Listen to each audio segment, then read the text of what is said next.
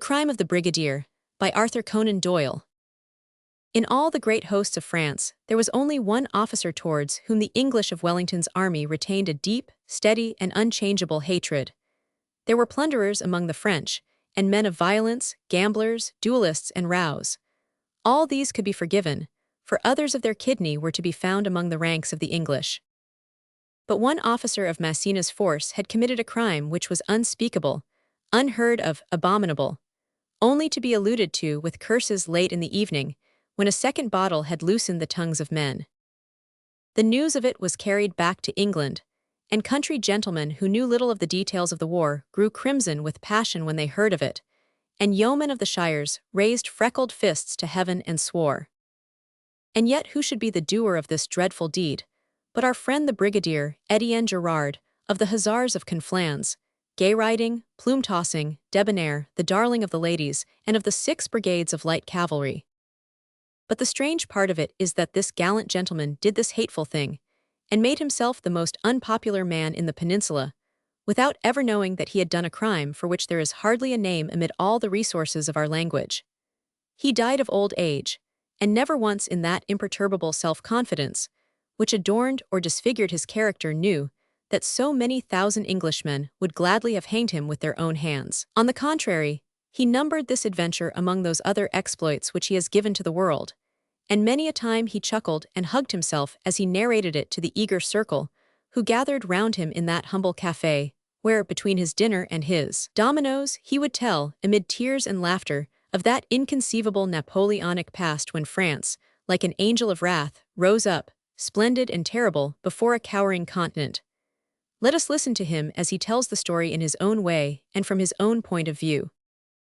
"You must know, my friends," said he, "that it was towards the end of the year 1810 that I and Massena and the others pushed Wellington backwards, until we had hoped to drive him and his army into the Tagus. But when we were still 25 miles from Lisbon, we found that we were betrayed.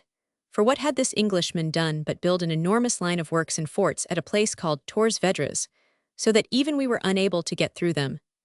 They lay across the whole peninsula, and our army was so far from home that we did not dare to risk a reverse, and we had already learned at Busaco that it was no child's play to fight against these people. What could we do, then, but sit down in front of these lines and blockade them to the best of our power? There we remained for 6 months, amid such anxieties that Massena said afterwards that he had not one hair which was not white upon his body. For my own part, I did not worry much about our situation, but I looked after our horses, who were in great need of rest and green fodder. For the rest, we drank the wine of the country and passed the time as best we might. There was a lady at Santarem, but my lips are sealed. It is the part of a gallant man to say nothing, though he may indicate that he could say a great deal. One day Massena sent for me, and I found him in his tent with a great plan pinned upon the table. He looked at me in silence with that single piercing eye of his, and I felt by his expression that the matter was serious. He was nervous and ill at ease, but my bearing seemed to reassure him. It is good to be in contact with brave men. "Colonel Etienne Gerard," said he, "I have always heard that you are a very gallant and enterprising officer. It was not for me to confirm such a report, and yet it would be folly to deny it, so I clinked my spurs together and saluted. You are also an excellent rider." I admitted it. "And the best swordsman in the 6 brigades of light cavalry." Massena was famous for the accuracy of his information. "Now," said he, "if you will look at this plan, you will have no difficulty in understanding what it is that I wish you to do. These are the lines of Torres Vedras. You will perceive that they cover a vast space, and you will realize that the English can only hold a position here and there. Once through the lines you have 25 miles of open country, which lie between them and Lisbon. It is very important to me to learn how Wellington's troops are distributed throughout that space, and it is my wish that you should go and ascertain." His words turned me cold.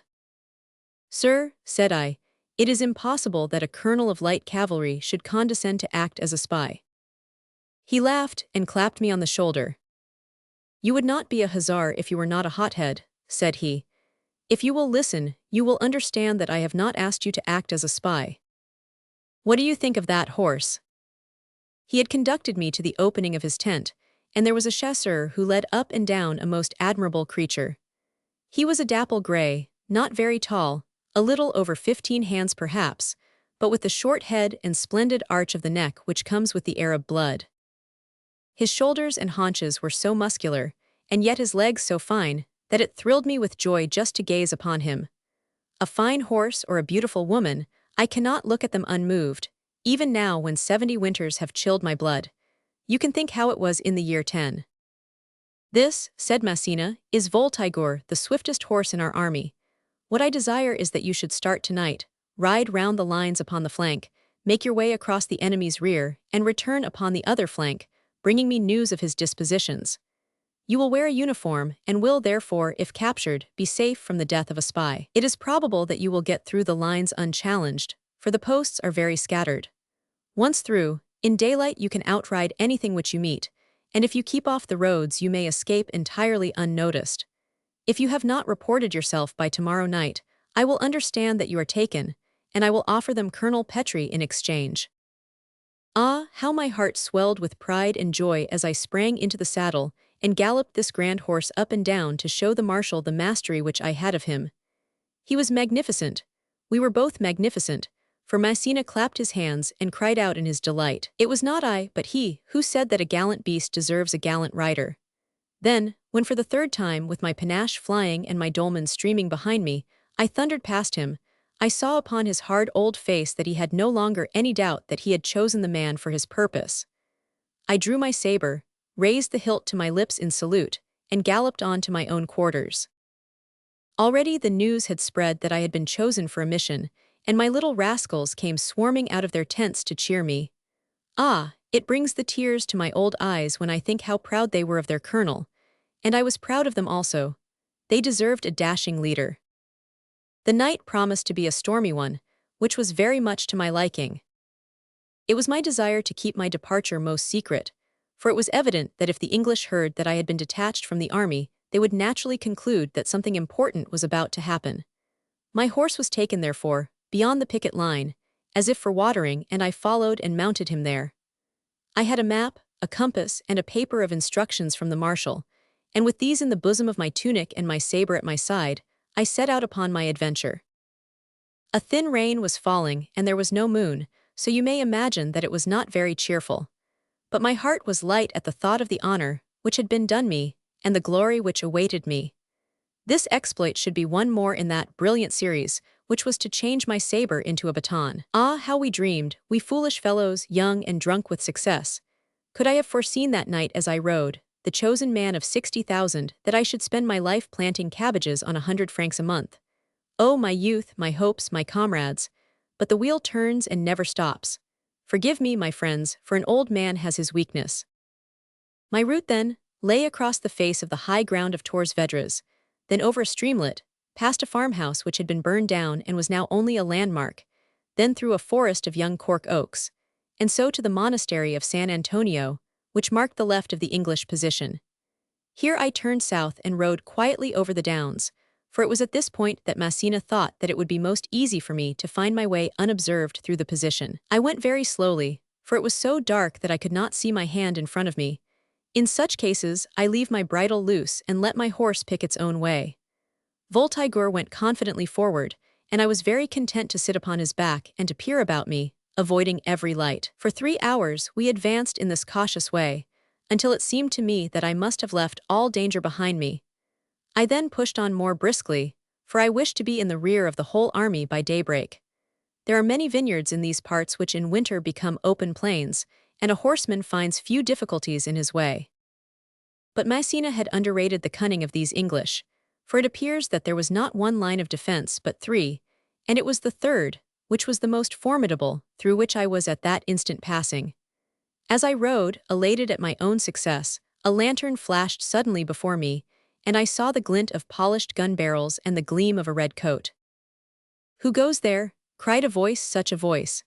I swerved to the right and rode like a madman, but a dozen squirts of fire came out of the darkness, and the bullets whizzed all round my ears. That was no new sound to me, my friends, though I will not talk like a foolish conscript and say that I have ever liked it. But at least it had never kept me from thinking clearly, and so I knew that there was nothing for it but to gallop hard and try my luck elsewhere. I rode round the English picket, And then, as I heard nothing more of them, I concluded rightly that I had at last come through their defenses. For 5 miles I rode south, striking a tinder from time to time to look at my pocket compass. And then in an instant, I feel the pang once more as my memory brings back the moment. My horse, without a sob or stagger, fell stone dead beneath me. I had not known it, but one of the bullets from that infernal picket had passed through his body. The gallant creature had never winced nor weakened, but had gone while life was in him. One instant I was secure on the swiftest, most graceful horse in Massina's army. The next he lay upon his side, worth only the price of his hide, and I stood there that most helpless, most ungainly of creatures, a dismounted hussar. What could I do with my boots, my spurs, my trailing saber? I was far inside the enemy's lines. How could I hope to get back again? I am not ashamed to say that I, Etienne Gerard, sat upon my dead horse and sank my face in my hands in my despair. Already the first streaks were whitening the east. In half an hour it would be light. That I should have won my way past every obstacle, and then at this last instant be left at the mercy of my enemies, my mission ruined, and myself a prisoner, was it not enough to break a soldier's heart? But courage, my friends, we have these moments of weakness, the bravest of us, but I have a spirit like a slip of steel, for the more you bend it, the higher it springs. One spasm of despair, and then a brain of ice and a heart of fire. All was not yet lost. I who had come through so many hazards would come through this one also. I rose from my horse and considered what had best be done. And first of all it was certain that I could not get back. Long before I could pass the lines it would be broad daylight. I must hide myself for the day, and then devote the next night to my escape. I took the saddle, holsters, and bridle from poor Voltigeur, and I concealed them among some bushes, so that no one finding him could know that he was a French horse. Then, leaving him lying there, I wandered on in search of some place where I might be safe for the day. In every direction I could see camp fires upon the sides of the hills, and already figures had begun to move around them. I must hide quickly, or I was lost. But where was I to hide? It was a vineyard in which I found myself, the poles of the vines still standing but the plants gone. There was no cover there. Besides, I should want some food and water before another night had come. I hurried wildly onwards through the waning darkness, trusting that chance would be my friend. And I was not disappointed. Chance is a woman, my friends, and she has her eye always upon a gallant hussar. Well then, as I stumbled through the vineyard, something loomed in front of me, and I came upon a great square house with another long, low building upon one side of it. 3 roads met there, and it was easy to see that this was the posada or wine shop. There was no light in the windows, and everything was dark and silent, but of course, I knew that such comfortable quarters were certainly occupied, and probably by someone of importance. I have learned, however, that the nearer the danger may really be the safer the place, and so I was by no means inclined to trust myself away from this shelter. The low building was evidently the stable, and into this I crept, for the door was unlatched. The place was full of bullocks and sheep, gathered there, no doubt, to be out of the clutches of marauders. A ladder led to a loft, and up this I climbed, and concealed myself very snugly among some bales of hay upon the top. This loft had a small open window, and I was able to look down upon the front of the inn and also upon the road. There I crouched and waited to see what would happen. It was soon evident that I had not been mistaken when I had thought that this might be the quarters of some person of importance. Shortly after daybreak, an English light dragoon arrived with a dispatch, and from then onwards the place was in a turmoil, officers continually riding up and away. Always the same name was upon their lips. Sir Stapleton, Sir Stapleton. It was hard for me to lie there with a dry mustache and watch the great flagons which were brought out by the landlord to these English officers. But it amused me to look at their fresh-colored, clean-shaven, careless faces, and to wonder what they would think if they knew that so celebrated a person was lying so near to them. And then, as I lay and watched, I saw a sight which filled me with surprise. It is incredible the insolence of these English. What do you suppose my Lord Wellington had done when he found that Massena had blockaded him and that he could not move his army? I might give you many guesses. You might say that he had raged, that he had despaired, that he had brought his troops together and spoken to them about glory and the fatherland before leading them to one last battle. No, my lord did none of these things, but he sent a fleet ship to England to bring him a number of foxdogs, and he with his officers settled himself down to chase the fox. It is true what I tell you. Behind the lines of Torres Vedras, these mad Englishmen made the fox chase 3 days in the week. We had heard of it in the camp, and now I was myself to see that it was true. For along the road which I have described, there came these very dogs, 30 or 40 of them, white and brown, each with its tail at the same angle, like the bayonets of the old guard. My faith, but it was a pretty sight. And behind and amidst them there rode 3 men with peaked caps and red coats, whom I understood to be the hunters. After them came many horsemen with uniforms of various kinds, stringing along the roads in 2s and 3s, talking together and laughing. They did not seem to be going above a trot, and it appeared to me that it must indeed be a slow fox which they hoped to catch. However, it was their affair, not mine, and soon they had all passed my window and were out of sight. I waited and I watched, ready for any chance which might offer. Presently an officer, in a blue uniform not unlike that of our flying artillery, came cantering down the road. An elderly, stout man he was, with grey side whiskers. He stopped and began to talk with an orderly officer of dragoons, who waited outside the inn, and it was then that I learned the advantage of the English which had been taught me. I could hear and understand all that was said. "Where is the meat?" said the officer, and I thought that he was hungering for his beefsteak. But the other answered him that it was near Altara, so I saw that it was a place of which he spoke. "You are late, Sir George," said the orderly. "Yes, I had a court-martial. Has Sir Stapleton Cotton gone?" At this moment, a window opened, and a handsome young man in a very splendid uniform looked out of it. "Halloa, Murray," said he. "These cursed papers keep me, but I will be at your heels." "Very good, Cotton. I am late already, so I will ride on." "You might order my groom to bring round my horse," said the young general at the window to the orderly below, while the other went on down the road. The orderly rode away to some outlying stable, and then in a few minutes there came a smart English groom with a cockade in his hat, leading by the bridle a horse. And, oh my friends, you have never known the perfection to which a horse can attain until you have seen a first-class English hunter. He was superb, tall, broad, strong, and yet as graceful and agile as a deer. Coal-black he was in color, and his neck, and his shoulder, and his quarters, and his fetlocks. How can I describe him all to you? The sun shone upon him as on polished ebony, and he raised his hoofs in a little, playful dance so lightly and prettily, while he tossed his mane and whinnied with impatience. Never have I seen such a mixture of strength and beauty and grace. I had often wondered how the English hussars had managed to ride over the chasseur of the guards in the affair at Astorga, but I wondered no longer when I saw the English horses. There was a ring for fastening bridles at the door of the inn, and the groom tied the horse there while he entered the house. In an instant I had seen the chance which fate had brought to me. Were I in that saddle, I should be better off than when I started. Even Voltigeur could not compare with this magnificent creature. To think is to act with me. In one instant I was down the ladder and at the door of the stable. The next I was out and the bridle was in my hand. I bounded into the saddle. Somebody, the master or the man, shouted wildly behind me. What cared I for his shouts? I touched the horse with my spurs, and he bounded forward with such a spring that only a rider like myself could have sat him. I gave him his head and let him go. It did not matter to me where, so long as we left this inn far behind us. He thundered away across the vineyards, and in a very few minutes I had placed miles between myself and my pursuers. They could no longer tell, in that wild country, in which direction I had gone. I knew that I was safe, and so, riding to the top of a small hill, I drew my pencil and notebook from my pocket, and proceeded to make plans of those camps which I could see, and to draw the outline of the country. He was a dear creature upon whom I sat, but it was not easy to draw upon his back, for every now and then his 2 ears would cock, and he would start and quiver with impatience. At first I could not understand this trick of his, but soon I observed that he only did it when a peculiar noise, yoy, yoy, yoy, came from somewhere among the oak woods beneath us. And then suddenly this strange cry changed into a most terrible screaming, with the frantic blowing of a horn. Instantly he went mad, this horse.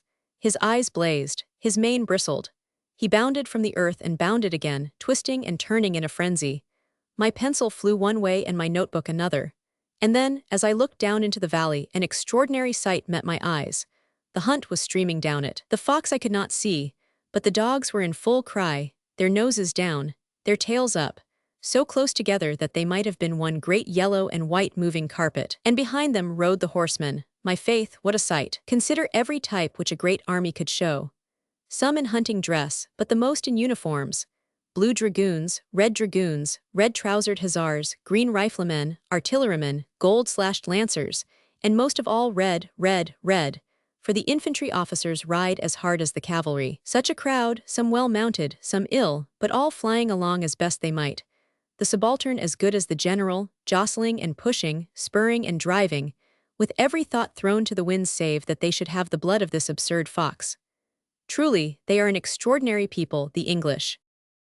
But I had little time to watch the hunt or to marvel at these islanders, for of all these mad creatures the very horse upon which I sat was the maddest.